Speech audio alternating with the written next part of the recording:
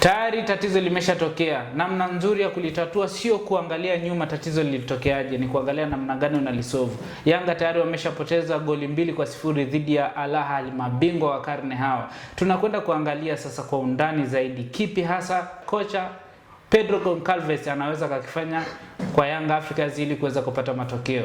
Mimi ni Yusufu Mpuma, niko na Leopard John na hii ni The Golden Boot. Leopard John. Yanga jana wamepoteza kwa goli 2-0. Kwanza kwa ufupi mchezo ulikuwaje?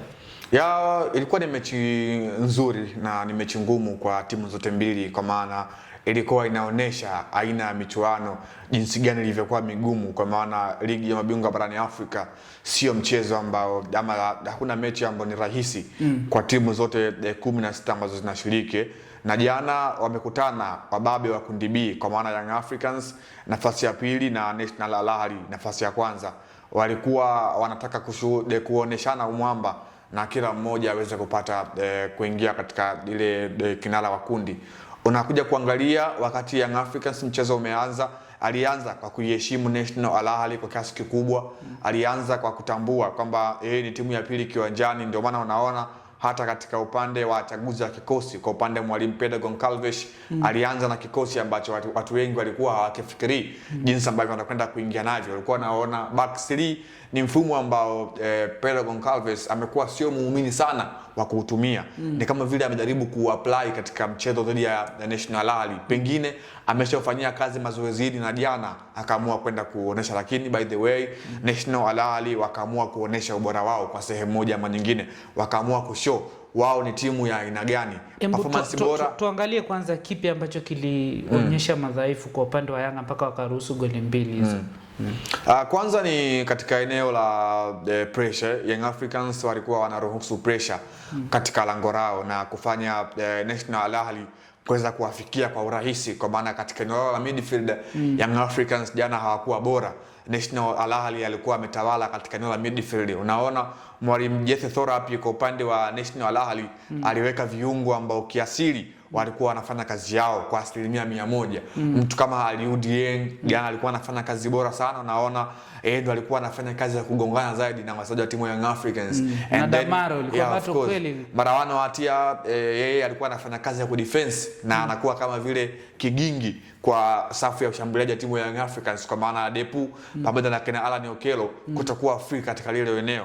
The same kwa chini kuna walinzi wa kati ambapo alikuwepo Yasser Ibrahim pamoja na Yasin Marei, walikuwa wanafanya kazi yao kwa 100% kubwa. Kwa hiyo Young Africans katika eneo la midfield walipoteana kwa kiasi fulani na kufanya kutokuwa na uhuru wa kufanya mambo yao binafsi na kuwaruhusu National Al Ahly kumiliki mpira muda mwingi kuliko wao. Ndio maana unaona mtu kama Imam Mashul alikuwa anafanya vitu ambavyo anajisikia mwenyewe kufanya. Alikuwa anawachekecha, anapiga visigino. Yule jamaa anapaswa kukaba na watu wangapi ili asisumbue? Maana jana kama vile wachezaji wa Yanga walishindwa kumkaba kabisa yani.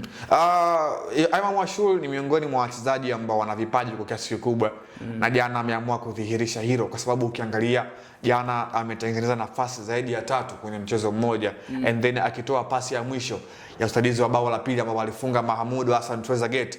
Mahamudu Hassan Trezeguet jana amefikisha mabao 5 na amekuwa top scorer katika michuano ya ligi ya mabingwa barani Afrika mpaka hivi sasa. Kwa hiyo unaona Imam Mashul jana alikuwa ni mbeba mchungu katika safu ya ulinzi ya timu ya Young Africans, kwa maana alikuwa anawasumbua wakina Dickson Jobo, Abraham Baka pamoja na Bakari Nondo Mwamnyeto kwa sehemu moja ama nyingine. Lakini pia unaangalia Young Africans ni kama vile bado combinations walikuwa hawana kwenye physical, kwa maana utimamu. Kwa maana jana katika kikosi ambacho kimeanza kwa upande wa National Al Ahly wachezaji 8 walikuwa kwenye michuano ya AFCON na timu tofauti 7 wakiwa na timu ya taifa ya Misri, mmoja kwa maana Aliou Dieng akiwa na timu ya taifa ya Mali. Kwa hiyo walikuwa wanafizika na kuweza kucheza zile big match. Kwa maana ukiangalia hawa wote wamefika mpaka kwenye hatua ya mtoano ya ile michuano ya AFCON ambayo ilikuwa inaendelea. Mali alifika mpaka hatua ya robo finali and then Masri alifika mpaka hatua ya nusu finali na sasa pia mechi ya mshindi wa 3. Kwa hiyo walikuwa na ile morali na ile rhythm ya kucheza kwenye hizo mechi kubwa. Tuangalie upande wa mechi ijayo ambayo inachezwa katika uwanja wa New Amani Zanzibar pale. Mchezo wa marejeano, kocha Pedro Goncalves anatakiwa fanye nini ili kuweza kupata matokeo dhidi ya Al Ahly? Kwanza ni katika eneo la squad selections, kama na wale starting 11 11 watakaoanza kwenye kikosi, lazima awaheshimu National Al Ahly kwa kuzingatia kikosi ambacho anakwenda kuanza nacho, lakini pia atambue kwamba Young Africans ni timu ya pili kiwanjani. Hata kama akiwa nyumbani bado National Al Ahly amekuwa na asilimia kubwa ya kupata matokeo akiwa nyumbani, kwa sababu ukiangalia kwenye head to head bado Young Africans hana rekodi nzuri ya kumfunga National Al Ahly. Katika mechi 5 za mwisho kabla ya jana, Young Africans katika mechi zake 2 za nyumbani zote alitoka sare, tangia ile ambayo alisawazisha Nadir Alou Cannavaro na ile ambayo Paco Mzuzwa pia alisawazisha. Kwa hiyo unaona Young Africans wamekuwa hawana wastani mzuri wakiwa nyumbani mbele ya National Al Ahly. Kwa hiyo Young Africans chini ya mwalimu Pedro Goncalves kwanza lazima waweke mipango mikakati madhubuti ili mradi kwenda kumdhibiti National Al Ahly ambaye yeye mpaka hivi sasa anawaza angalau alama moja ili mradi afikisha alama 8 kwenye kundi, abakisha alama 2 kujihakikishia kufuzu hatua ya robo finali, au pengine aje achukue 3 kabisa akiwa ugenini kwa Young Africans. Kwa upande wako ili mradi afuzu moja kwa moja. Kwa upande wako kiufundi tukiangalia kwa mchezo wa jana, the way Yanga walivyokuwa wanacheza na mchezo ujao, yani kimuundo Yanga wanatakiwa waingie vipi ili kuweza kupambana na Al Ahly? Kwanza ni katika eneo la defensive way. Young Africans sio wao defensive sana, lakini pia katika eneo la kushambulia kwa maana offensive wao vizuri, kwa sababu ukiangalia jana Young Africans walikuwa wanafanya kuattack lakini bado kulikuwa kuna shida katika eneo la kumalizia. Unaona chances ambazo walikuwa wanazitengeneza ni kama vile kulikuwa hawajajua bado pattern ya kuifungua defense line ya timu ya Al Ahly ambayo jana ilikuwa inaongozwa na Yasser Ibrahim. Lakini utakuja kuangalia pia Young Africans akiwa nyumbani, tumeona amekuwa anapata kashikash siku za hivi karibuni.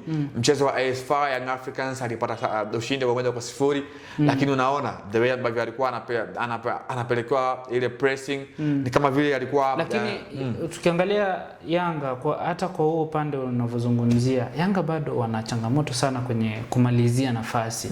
Wanatengeneza nafasi nyingi sana. Ukiangalia hata ile ya Max Zengeli ni kama aliukosa mpira tu hivi ukadunda tu golikipa akatema. Ukiangalia hata ile ya Allan Okello aliamua kupiga sawa, lakini kulikuwa kuna option ya kuweka pasi kwa wachezaji wengine wakafanya bora zaidi ya kile. Unahisi kipi hasa, yani tukizungumzia mfano mchezo wa jana, selection ya kikosi alianza na back 5, viungo wa 3 na washambuliaji wawili, Allan Okello akiwa kama kivuli. Tuangalie sasa Yanga, watu wanasema Pacome hakupaswa kuanza nje. Yao Kwasi amerudi katika timamu, Zimbwe pia hakupaswa kuanzia nje. Unadhani hata kikosi kipi kinapaswa kuanza katika kikosi kijacho ili uweze kufanya vizuri dhidi ya Al Ahly? Katika eneo la kikosi jana mwalimu alikuwa sahihi kwa sehemu moja ama nyingine.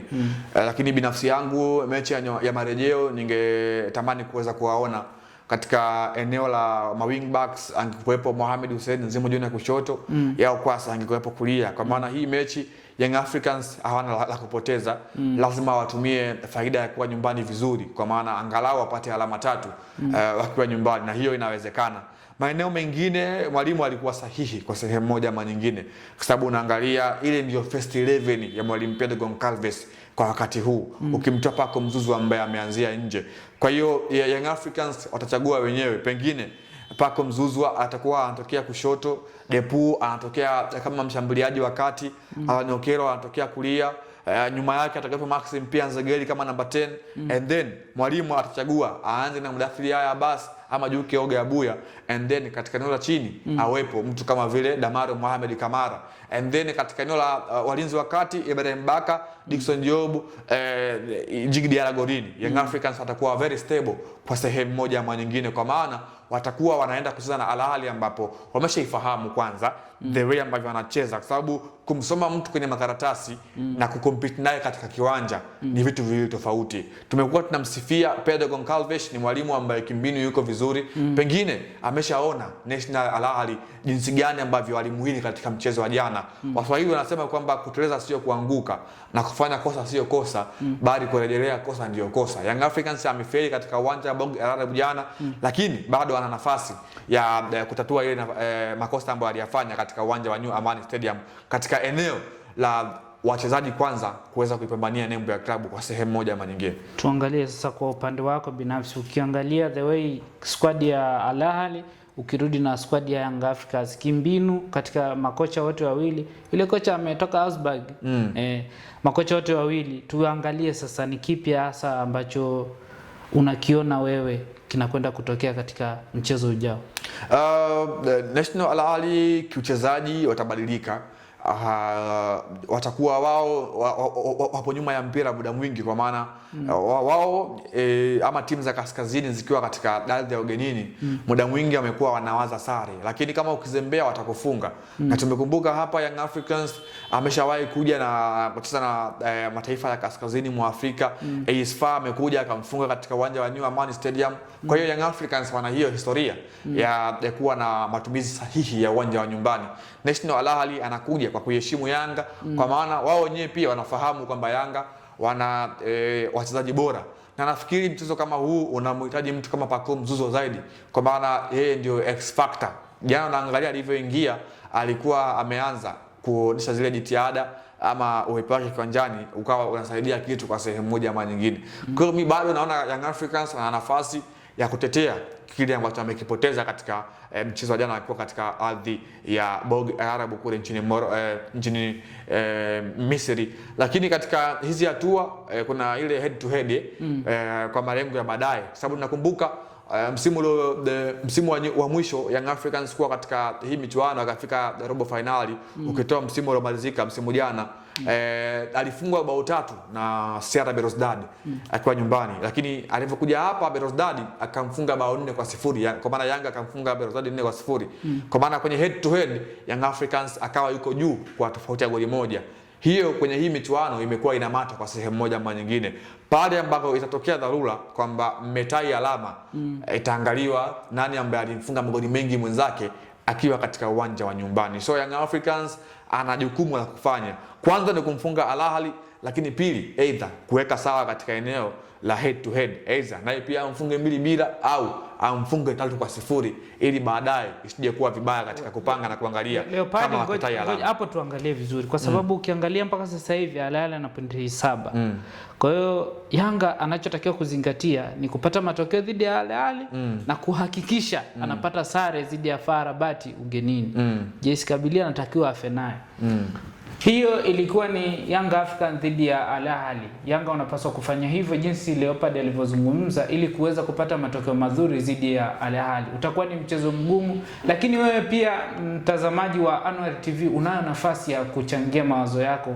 Wewe jinsi unavyoona, the way ulivyoangalia mpira jana na mechi ijayo unahisi kitakuwaje? Yule Imam Ashuli yule itabidi mtafutie namna nyingine ya kumfanya ili asiweze kufanya vile alivyofanya jana.